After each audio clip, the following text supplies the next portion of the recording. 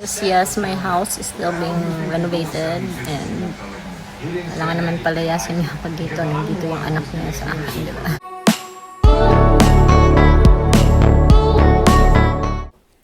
Ellen hanggang ngayon ay sa bahay ni Derek Ramsay nakatira. Inexplain nga niya kung bakit. Ang bahay daw niya ay kasalukuyang nire-renovate. Pagkatapos daw nito ay lilipat na agad silang mag-iina dito. Alangan namang daw palayasin siya nandito rin ang anak niya. Excited na nga raw siya mag-move out ngayon pero no choice daw muna. I'm still here because yes, my house is still being renovated and kailangan naman palayasin niya pag dito. Nandito yung anak niya sa akin, di ba?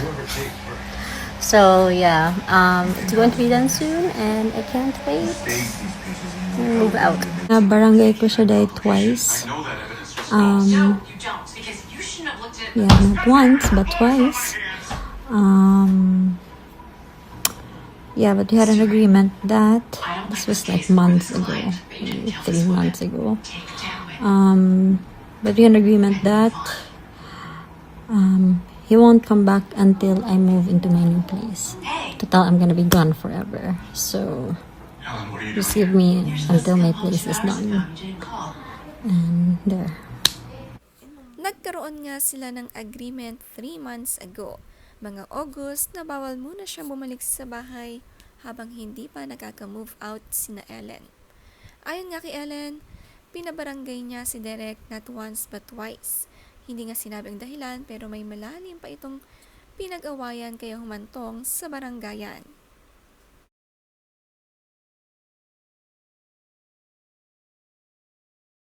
JL dahil wala talaga akong masabi.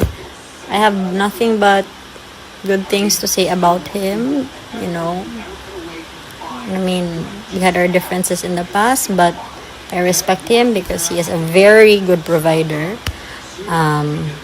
He is honest, and he is a very present father. Like, take note, nung naghiwalay kami ni JL, that was before Elias turned 1 year old.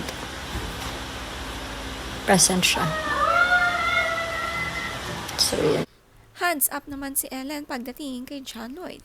Nang tanungin siya kung maayos sila ni John Lloyd, palagi nga nadadawit si JL kapag may issue si Ellen. Pero puro positive nga lagi ang sagot ni Ellen. Isang good provider daw talaga si JL at kwento pa ni Ellen, noong pandemic ay nagpa-private charter plane pangaraw si JL para lang makasamang anak na si Elias.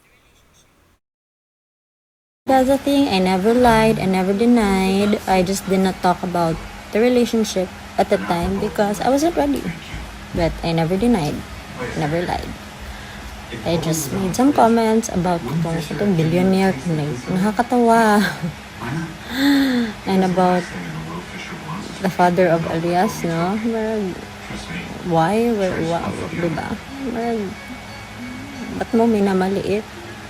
If we're gonna talk about billionaire kana vibes ka to si JL Day, mas nagka-feel pa ko ato yung billions kay he would charter a private plane for Elias during COVID just to see his son.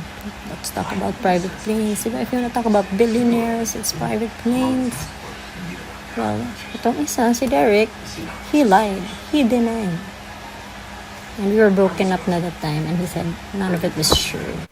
Hindi nga raw dinanay ni Ellen ang chismis noon sa kanila ni Zian Gaza. Hindi nga lang daw siya ready na pag-usapan pa ito. Sumagot lamang siya dahil pinagtanggol ang minamaliit na si JL.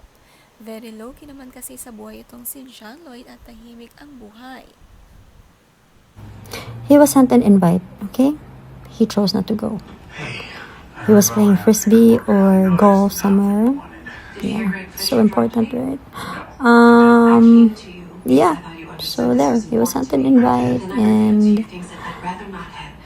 just 2 of his family went, his sister and his nephew. That's it. He had a choice. We all have a choice. No one put that and told him not to go. Yeah. Kwento din ni Ellen, invited si Derek Ramsey sa first birthday ni Liana. Marami nga kasi ang naghahanap kay Derek noon. Mas inuna pa raw nito ang golf at mas important daw ito, sabi ni Ellen. Sabi ni Ellen, dalawa sa pamilya ni Derek ang dumating sa birthday party ni Liana, ang kapatid na babae ni Derek at pamangkin ni Derek. Sabi niya, we all had a choice. Yeah. No, I did not confront him about this. He just found out here. I'm sure if he saw this, he found out here. Never talked to him about it. You've got to be kidding me. You're I think saying the screenshots are enough. And if he still lies about it, oh my God. Ginaslight na nga ako. And don't tell me he's gonna gaslight the whole world. The screenshots are there, the receipts are there. Itong screenshot na inilabas ni Ellen ay hindi nga nila pinag-usapan ni Derek noon. Kaya paniguradong may mas malalim pang dahilan kung bakit humantong sa hiwalayan. At ito lang ay dumagdag sa kanilang pinagdadaanan ngayong mag-asawa.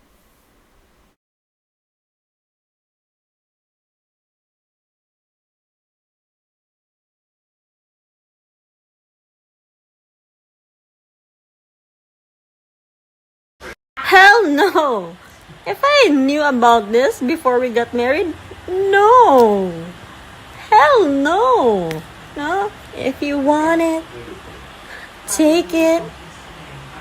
I should have said this before, but I found out just recently. Try to hide it, fake it. I can't pretend anymore.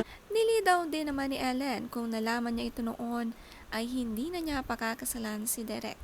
Nang tanungin siya tungkol sa second chance, mukhang hindi nga naniniwala sa second chance itong si Ellen.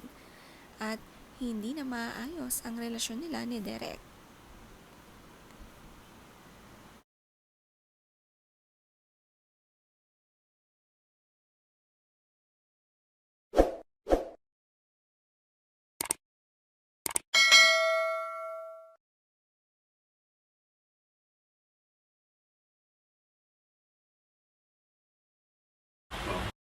And rain came pouring down when I was drowning. That's when I can finally breathe. And by morning, gone was any trace of you. I think I am finally clear.